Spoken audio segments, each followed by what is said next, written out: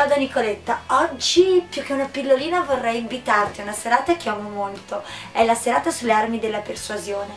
Quante volte ti è successo di acquistare qualcosa che non avresti mai voluto acquistare e quante cose hai lì sull'armadio o in casa che in realtà non usi mai?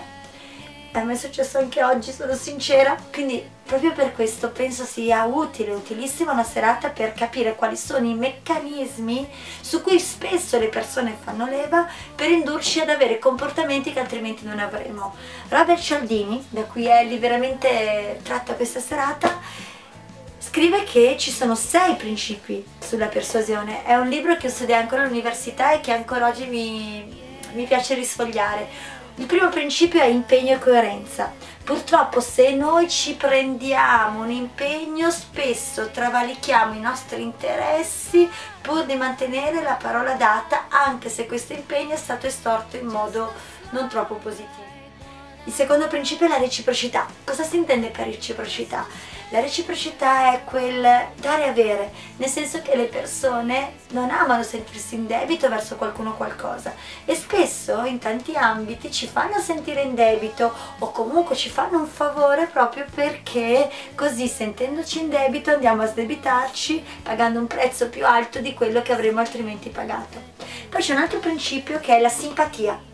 In che senso? Nel senso che ciò che ci è simpatico, ciò che è bello, ciò che è piacevole ha un effetto alone che riverbera e ci porta a inconsciamente credere che chi è simpatico e chi è bello abbia qualcosa di positivo da dirci.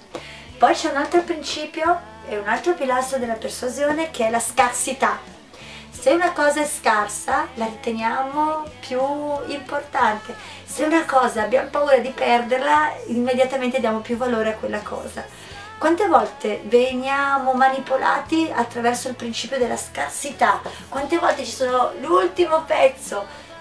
Poi ci sono altri principi quali l'autorità. Noi tendiamo spesso a decidere cercando di capire cosa le persone autorevoli fanno e avrebbero fatto in merito a quella cosa.